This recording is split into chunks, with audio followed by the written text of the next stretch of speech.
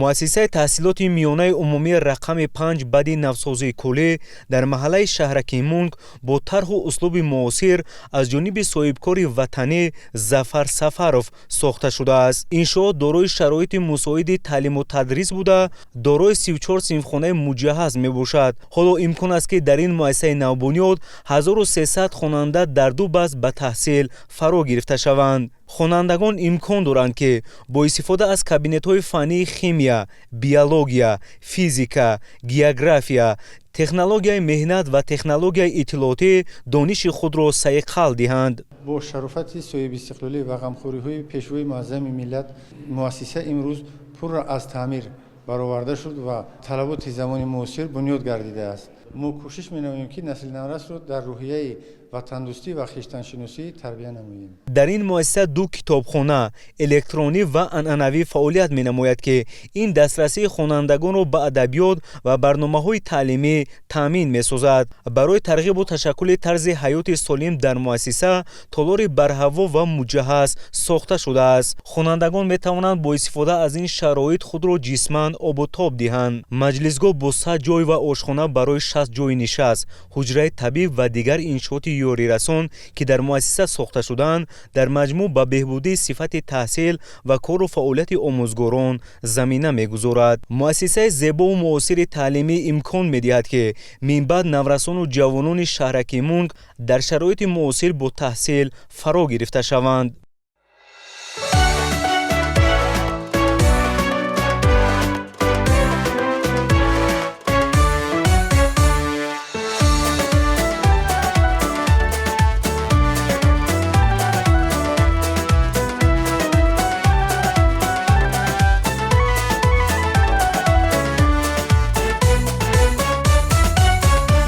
ای معدنی دانش ای درگاهی خوانش حرفی نخست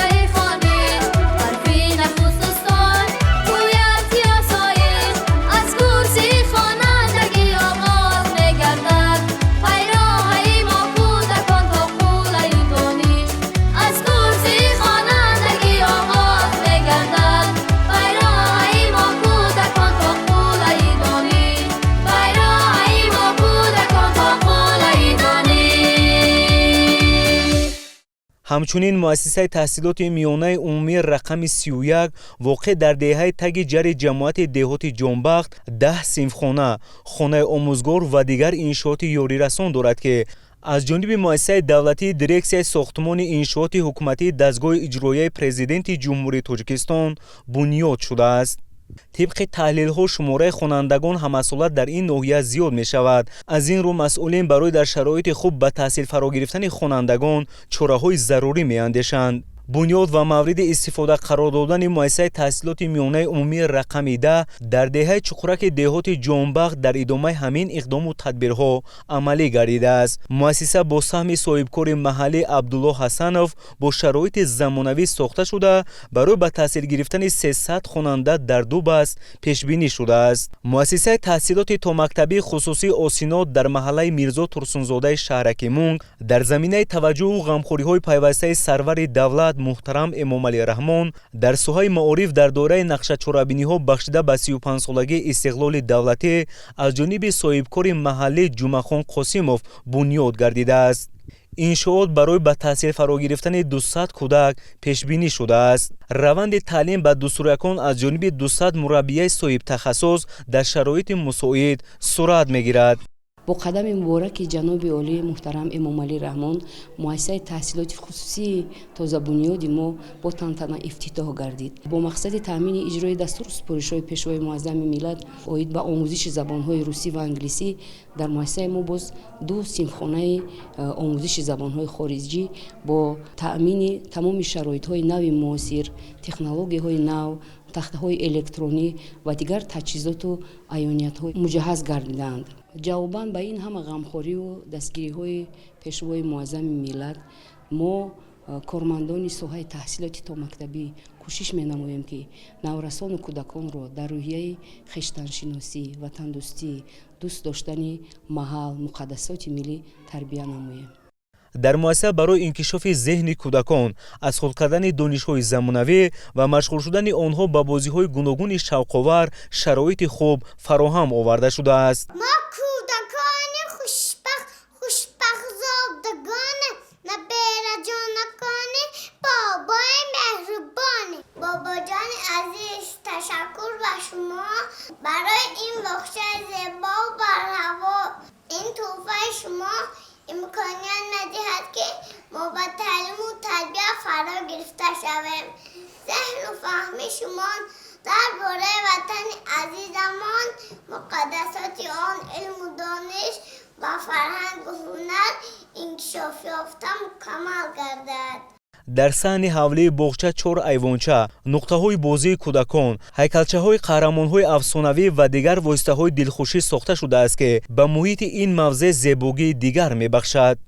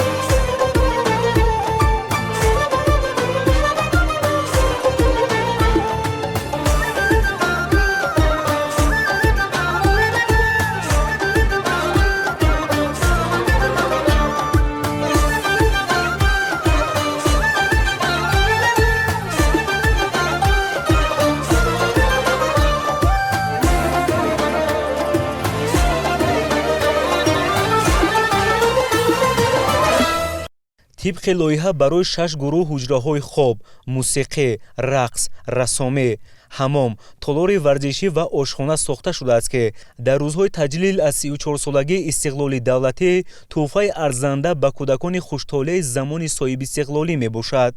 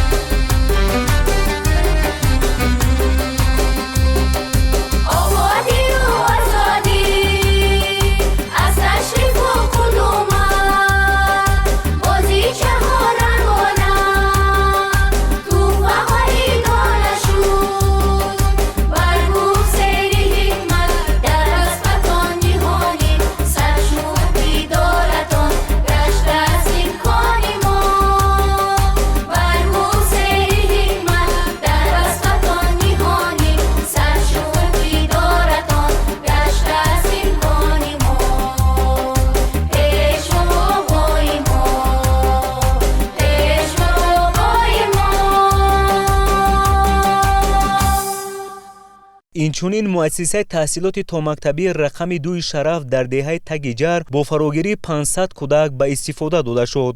مؤسسه با تمام لوازمات ضروری تامین بوده در بلند برداشتن حس وطندوستی کودکان زمینه می‌گذارد. ما کارمندان ساحه معارف به نهایت از آن شاد و خرسند هستیم که امروز در بنای سابق مؤسسه رقم 31 که همچون مؤسسه کم ناسوس فعالیت می‌نمودند با بنیاد گردیدن بنای نو و زمانوی برای مؤسسه بنای قبلی همین مؤسسه با باغچه بچگان با دستگیری ساکنان دهه تگیجر بنیاد کرده شده است با تمام تجهیزات‌های لازمی. این غمخواری‌های پیشوای معظم ملتمان را سرمشق کار خود نموده در تعلیم و تربیت نسل نورس در اساس برنامه‌های تعلیمی، برنامه دولتی رشد مؤسسه‌های تا مکتبی برای سال‌های 2020-2025 سرمشق کار خود نموده تمام سعی و تلاش خود را بهر در یک روحیه آرام و سازگار به وای رسیدن نسل نورس روانه می‌نماییم. همزمان مرکز ورزشی سیاحی در یکی از موضع‌های زیبا و دلفریب ناحیه خاولین از جانب صاحبکاران وطنی اسماعیل صدیروف و فضل‌الدین کنجاєв به استقبال جشن بزرگ ملی 35 سالگی استقلال دولتی بنیاد شده است. با بنیاد و مورد استفاده قرار گرفتن انشاءات 20 ساکن محلی با کار تامین گردید.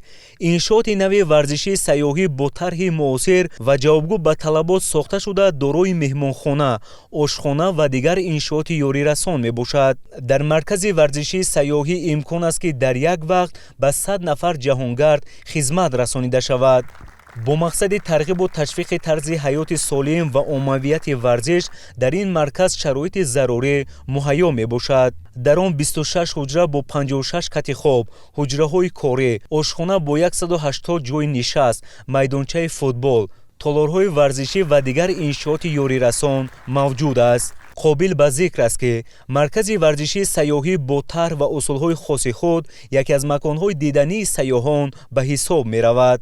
بنیاد انشاءات ورزشی و سیاحی در این موضع به رشد ساحه، تامین ساکنان با جای کار و بهسازی سطح اجتماعی اهالی زمینه خواهد گذاشت.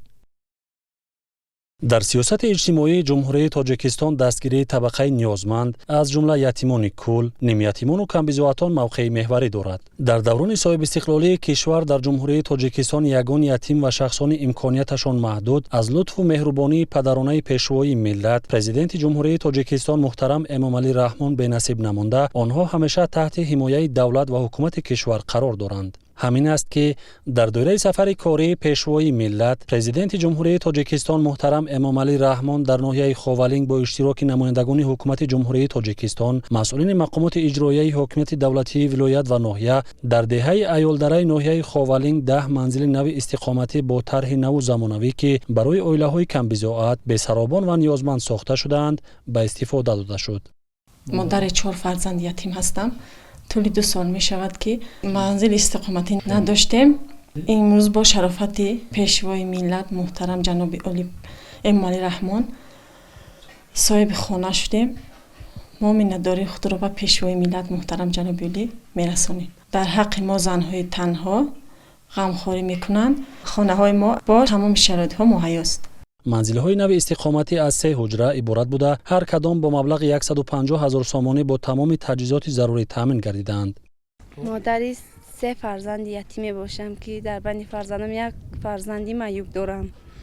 من مینتدارگی خود را به اساس گذاری صلح و وحدت ملی پیشوای ملت محترم امامعلی رحمان میرسانم که در جشن استقلال چنین تحفه‌های بی‌نظیر به ما تقدیم کرده شد. در هفته ساختمان زیاده از 30 نفر کارگران محلی با جای کار و معاش خوب تامین گردیدند. منزل‌های نو استقامتی در دوره توجه و غمخوری‌های همیشگی سرور دولت محترم امامعلی رحمان در همکاری با شریکان رشد ساخته شده در روزهای تجلیل از جشن 34مین سالگرد استقلال دولتی همچون تحفه ارزشمند از جانب حکومت جمهوری تاجیکستان ارزیابی گردید. عائله‌هایی که صاحب منزل‌های نو استقامتی گردیدند به پیشوای محبوب و غمخوار ملت محترم امامعلی رحمان مینتداری خویش را بیان نمودند. من طولی 8 سال می شود که شوهرم وفات کرده است و با 2 فرزند یتیمم در اجاره نشینی آورم و شکرگزار از آنم که چنین سرور دولت و ملت دارم. شکرگزارم از دولت خودمان. در عرفه استقلالیت دولتی ما صاحب چنین منزل‌هایی با تمام شرایط مساعد فراهم گردیدیم. مینتداری صمیمی خود را به پیشوای معظم ملتمان محترم جناب عالی میرسانم. من مینتداری خود و زنان و بانوان ناحیه خاولینگ را با اساسگذاری صلح و وحدت ملی پیشوای معظم ملت محترم امامعلی رحمان میرسانم که امروز در عرفه جشن استقلال دولتی با 10 نفر زنان تنها و بی سرپناه خانه‌های استقامتی با تجهیزات‌های نو و زمانوی ساخته و استفاده داده شد. باعث افتخار و سرفرازی است که توجه حکومت جمهوری تاجیکستان و مخصوصاً پیشوای معظم ملت نسبت به زنان برجامانده، زنان تنها، یتیمان، بی‌پرستاران زیاد بوده. آنها از کمک‌های خیرتمندانه و پدرانه پیشوای معظم ملت برخوردار می‌گردند. 11 اوگوست در دوره سفر کاری پیشوای ملت پرزیدنت جمهوری تاجیکستان محترم امامعلی رحمان در ناحیه خاولینگ راه محلی ماشینگرد از فرودگاه تا ترمینال مسافرکشانی مرکز ناحیه و از دهه کل احمدی تا آثارخانه کلدره با درازی 5.1 کیلومتر مورد استفاده قرار گرفت. در موازنه مؤسسه دولتی نگهداری روحی افزونگر ناحیه خاولینگ مجموعاً 126.4 کیلومتر موجود است. از آن جمله 117 کیلومتر روحی اهمیت جمهوری می باشد، 115.7 کیلومتر روحی اهمیت محلی می باشد. امروز با تشبث صاحبکاران و تندرست در ناحیه 5.1 کیلومتر راه منفرش گردند. خصوص در مرکز ناحیه 3.8 و در دهه چقرک 750 متر و در موضع کلدره 1.1 کیلومتر роҳҳо сохта ба истифода доштанд ки ин ҳам бошад дар доираи 34-солагии истиқлолияти давлатии ҷумҳурии Тоҷикистон рӯи даст гирифта шудааст. акнун баъди мавриди баҳрабардорӣ қарор додани роҳи мошингард ҳазорон нафар сокинони ноҳия аз ин роҳ истифода мебаранд. бунёди роҳ дар рӯзҳои таҷлил аз ҷашни 34-солагии истиқлоли давлатии ҷумҳурии Тоҷикистон дар доираи ташаббусҳои хайрхоҳонаи соҳибкорони маҳаллӣ тӯҳфаи арзишманди ҳукумати ҷумҳурии Тоҷикистон ба мардуми ноҳияи Ховалинг мебошад. зеро роҳи мошингард бо иқдоми соҳибкорони маҳаллӣ бо сифати баланд ва ҷавобгӯ ба талаботи стандартҳои роҳсозӣ бунёд карда шуд. воқеан ҳам 34 соли истиқлолияти давлатии ҷумҳурии Тоҷикистон ин боис гардид ки дар тамоми соҳаҳои иҷтимоӣ ва иқтисодии хоҷагии халқ умуман дар ҷумҳурӣ пешравиҳои назаррас дида шавад. маҳз таваҷҷӯҳ ва дастгириҳои ҳукумати мамлакат махсусан пешвои муаззами миллат аст имрӯз ба соҳибкорони маҳаллӣ ва дастгирии онҳо ки имрӯзҳо аз ҷониби соҳибкорон дар тамоми гӯшаю канори мамлакат иншоотҳои иҷтимоӣ ва иқтисодӣ сохта ва мавриди истифода дода мешаванд. дар ноҳияи Ховалинг шӯрои машваратӣ оид ба беҳтар намудани фазои сармоягузорӣ ва соҳибкорӣ фаъолият менамояд ки шӯро баҳри дастгирии соҳибкорон ва ҳамкории мақомоти иҷроии ҳокимияти давлатӣ бо бахши хусусӣ хуб ба роҳ монда шудааст.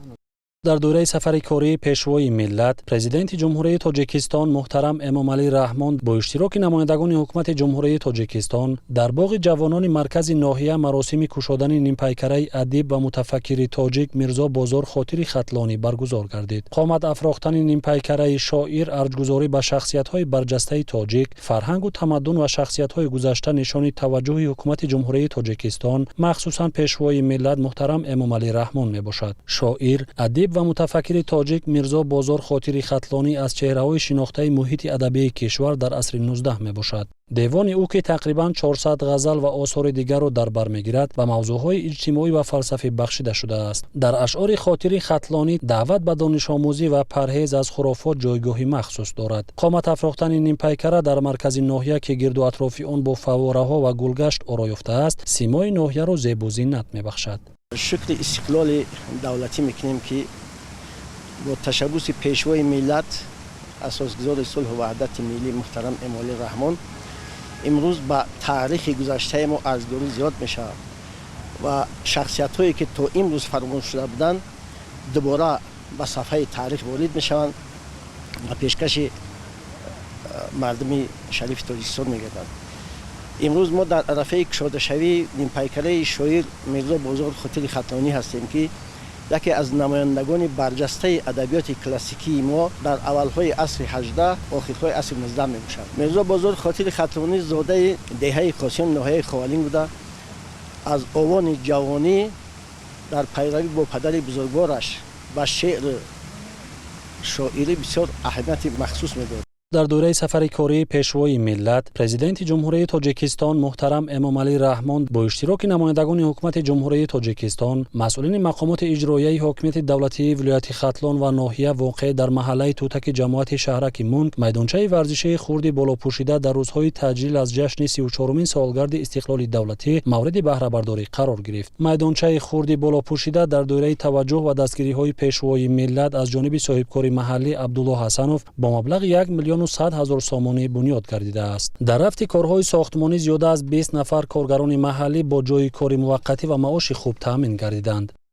имрӯзҳо дар сартосари ҷумҳурии Тоҷикистон рӯзи ҷашни истиқлол аст ва ифтихори ин санаи муҳим дар ноҳияи Ховалинг якчанд иншоотҳои варзишӣ аз тарафи соҳибкорони ватанӣ махсусан аз тарафи соҳибкори ватанӣ Ҳасанов Абдулло ин соли сеюм аст ки ҳамин хел майдончаҳои варзишӣ футболи болопӯшидаи замонавӣ дар маҳаллаҳои аҳолинишине ки зиёда аз 100 хоҷагӣ зиёд ҳастанд сохта ба истифода дода шуда истодааст. варзишгарони ноҳияи Ховалинг дар 6 моҳаи соли 2025 аз намудҳои гӯштини милли, гӯштини зудо бо дастовардҳои баланди варзишӣ дар сатҳи ҷумҳурӣ сазовор гаштанд ки ин ҳам ифтихору номи ноҳияро дар сатҳи ҷумҳурӣ бардошта истоданд.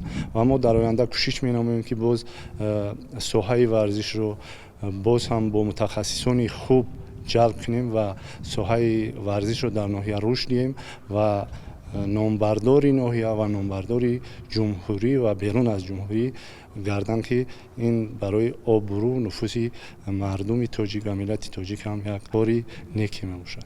ман миннатдории худамро ба пешвои муаззами миллат мерасонам ки бо дастгириҳои пайвастаи варзишдӯстонаи худашон ва дар ҳама шаҳру ноҳияҳои ҷумҳурӣ иншоотҳои варзишӣ сохта ба истифода дода шуда истодаанд. бунёди чунин майдончаҳои наву замонавӣ ба тарғиби тарзи ҳаёти солим, оммавигардонии варзиш ва ҷалби наврасону ҷавонон ба мусобиқаҳои гуногуни варзишӣ мусоидат намуда, дар он бозиҳои футбол, волейбол ва баскетбол баргузор мегарданд. дар доираи сафари кории президенти ҷумҳурии тоҷикистон пешвои миллат дар ноҳияи ховалинг бо иштироки намояндагони ҳукумати ҷумҳурии тоҷикистон коргоҳи сангмайдакунӣ дар маҳаллаи сохтумончиёни шаҳраки Мунки ноҳияи ховалинг ба истифода дода шуд. иттилоъ дода шуд ки коргоҳи нави саноатӣ аз тарафи соҳибкори ватанӣ Саидов Муҳаммаҷон дар пайравӣ аз сиёсати созандаву ободгаронаи ҳукумати кишвар бунёд шудааст. дар доираи дастуру ҳидоятҳои пешвои муаззами миллат муҳтарам ҷаноби олӣ Эмомалӣ Раҳмон, мо соҳибкоро тасмим гирифтем дар мин ноҳияи ховалинг заводи сангу шағал бунёд кардем. дар оянда нақша дорем теъдоди коргаронро зиёд карда ва корхонаҳои истеҳсолиро зиёд намоем. коргоҳи сангмайдакунӣ дар майдони 20 гектар бо маблағи 2 миллиону 300 ҳазор сомонӣ сохта шуда бо хати муосири истеҳсолӣ ва дигар таҷҳизоти зарурӣ ки аз давлатҳои хориҷ дастрас шудааст муҷаҳҳаз гардонида шудааст. иқтидори истеҳсолии коргоҳ дар 12 соат 80 кубро ташкил медиҳад. бо бунёди коргоҳи саноатии сангмайдакунӣ 5 ҷойи корӣ таъсис ёфта. дар ояндаи наздик соҳибкорон азм гирифтанд ки бо бунёди якчанд коргоҳҳои хурди саноатӣ дар маҳаллаи сохтумончиён теъдоди кормандонро зиёд намуда ҷойҳои кории нав таъсис диҳанд. ҳамчунин худи ҳамин рӯз бо иштироки намояндагони ҳукумати ҷумҳурии тоҷикистон дар деҳаи чуқураки ноҳияи ховалинг коргоҳи сангмайдакунӣ ва истеҳсоли бетонро мавриди истифодабарӣ қарор доданд. ба намояндагони ҳукумати ҷумҳурии тоҷикистон иттилоъ дода шуд ки коргоҳи нави саноатӣ аз ҷониби ҷамъияти дорои масъулияташ маҳдуди Тоҷикистони Осмонбӯс ва соҳибкори ватандӯст Ҳасанов Абдулло бунёд гардидааст. коргоҳи сангмайдакунӣ ва истеҳсоли бетон дар майдони 20 гектар бо маблағи 7 миллиону 800 ҳазор сомонӣ дар доираи ҳадафи чоруми миллӣ саноати кунонӣ бо суръати кишвар бахшида ба ҷашни бузурги миллӣ 35-солагии истиқлоли давлатии ҷумҳурии Тоҷикистон бунёд шудааст. иқтидори корхона дар 8 соат 190 кубро ташкил медиҳад ва он хоса ба истеҳсоли майдакунӣ санг, қум ва бетон равона гардидааст. мавриди баҳрабардорӣ қарор гирифтани коргоҳи мазкур 12 нафар сокини маҳаллӣ бо ҷойи кори доимӣ ва маоши хуб таъмин гардиданд ки ин боз дар баландбардоштани сатҳу сифати зиндагӣ ва некуаҳволии сокинони маҳаллӣ заминаи мусоидро фароҳам меорад. хатҳои истеҳсоли бетон, қум аз ширкатҳои пешқадами хориҷӣ харидорӣ гардида имконият медиҳад ки маҳсулоти истеҳсол гардида бо сифати баланд ва ҷавобгӯ ба талаботи сохтумониву роҳсозӣ истеҳсол гардад.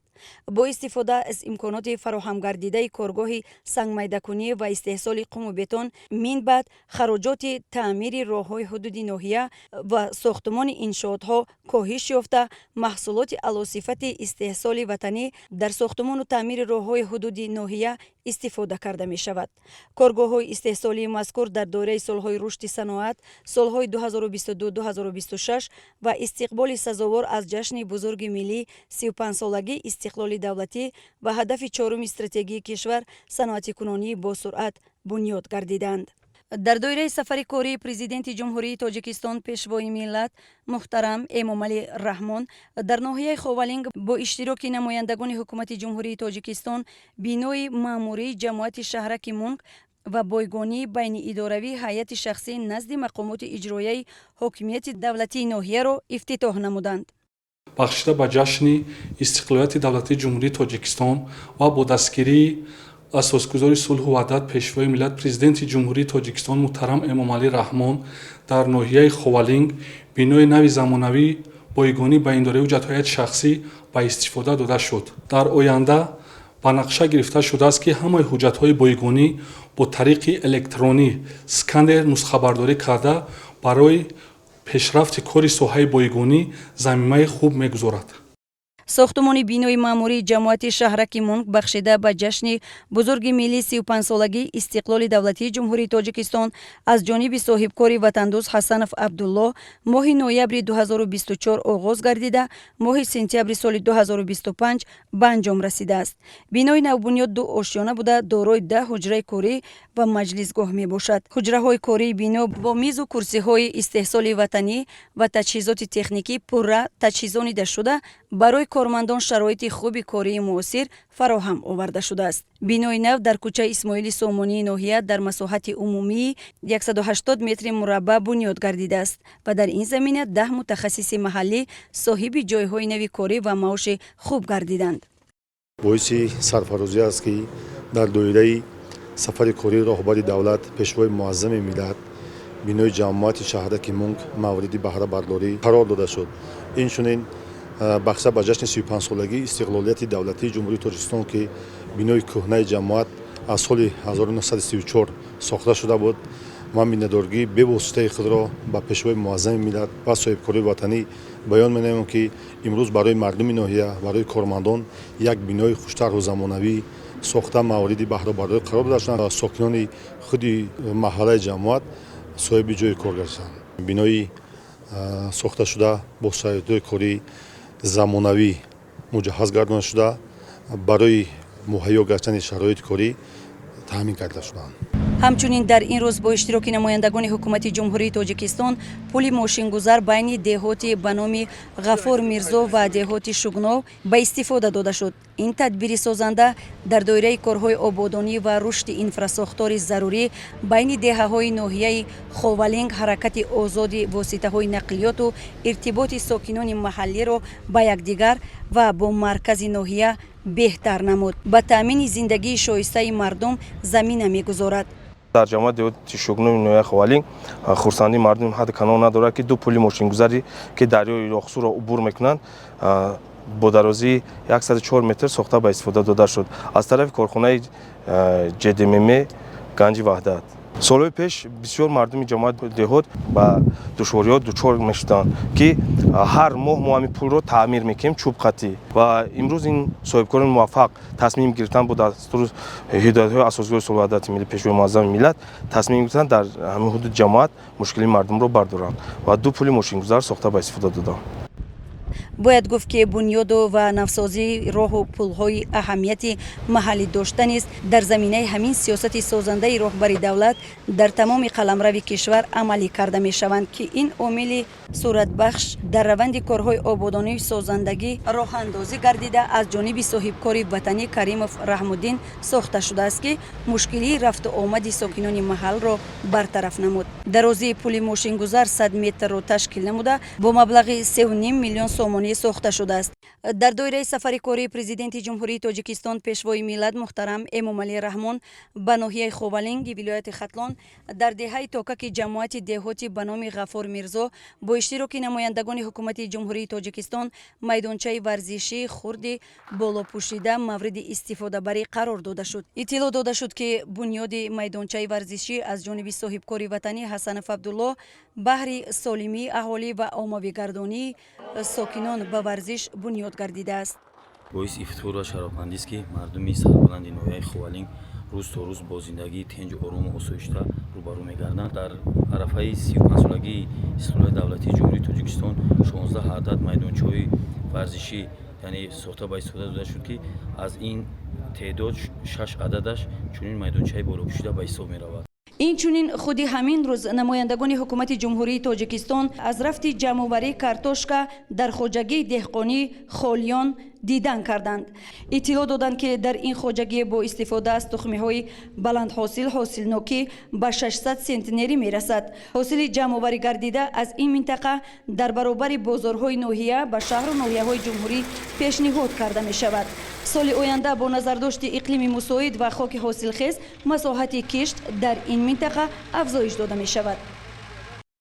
дар доираи сафари кории президенти ҷумҳурии Тоҷикистон пешвои миллат муҳтарам Эмомалӣ Раҳмон ба ноҳияи Балҷувон намояндагони ҳукумати ҷумҳурии Тоҷикистон шуъбаи бемориҳои сироятиро дар назди беморхонаи марказии ноҳия ба истифода доданд. иншооти мазкур барои 20 рахти хоб пешбинӣ гардида бо таҷҳизоти зарурии тиббӣ таъмин мебошад. бунёди чунин шуъбаи муосир дар ноҳияи Балҷувон на танҳо ҷавобгӯи талаботи замони муосир аст, балки ба беҳтар гардидани сатҳу сифати хизматрасонии тиббӣ барои аҳолии маҳаллӣ мусоидат мекунад. намояндагони ҳукумати кишвар бо шароити фароҳам гардида аз наздик шинос шуда бо табибон ва кормандони соҳаи тандурустӣ ҷиҳати сари вақт ба ташхису табобат фаро гирифтани аҳолӣ тавсияҳо доданд. зикр карда шуд ки ҳадафи асосӣ таъмини мардум бо хизматрасонии босифати тиббӣ, баланд бардоштани сатҳи ҳифзи саломатии ҷомеа ва беҳбуд бахшидани вазъи хизматрасонӣ дар шаҳру ноҳияҳои дурдаст ба шумор меравад. мо дар ин ҷо ба беморони илтиёби шадиди меъдаи рӯда, беморони шадиди роҳҳои нафас ва дигар бемориҳо кӯмаки тиббӣ ва табобати саривақтӣ мерасонем, ки мардум сарсону саргардон нашаванд, ки ба дигар ноҳияҳо ба шаҳри Душанбе рафтан ба табобат фаро гирифта мешаванд ва мо метавонем ки ҳамун бемориҳое ки мисол гирифтори бемориҳои сироятӣ буданд дар ҳудуди ноҳия ба табобат фаро гирифт. шуъбаи нав бо дастгирии давлат ва ҳукумати ҷумҳурии Тоҷикистон сохта шуда имконияти ташхис ва муолиҷаи бемориҳои сироятиро дар шароити маҳаллӣ фароҳам меорад. ҳамчунин барои кормандони тиб шароити мусоиди кор ва барои беморон утоқҳои барҳаво ва дорои таҷҳизоти зарурӣ муҳайё карда шуданд. масъулин зикр намуданд, ки баъд аз мавриди истифода қарор гирифтани иншооти мазкур сатҳи хизматрасонии тиббӣ дар ноҳияи Балҷувон ба маротиб беҳтар мегардад ва сокинон минбаъд метавонанд дар худи ноҳия ташхис ва муолиҷаи бемориҳои сироятиро дар сатҳи баланд гузаронанд, бидуни он ки ба марказҳои дигар муроҷиат намоянд. ифтитоҳи шуъбаи бемориҳои сироятӣ барои 20 рахти хоб дар ноҳияи Балҷувон намунаи равшани ғамхории доимии давлату ҳукумат ва пешвои миллат нисбат ба соҳаи тандурустӣ ва ҳифзи саломатии аҳолӣ мебошад.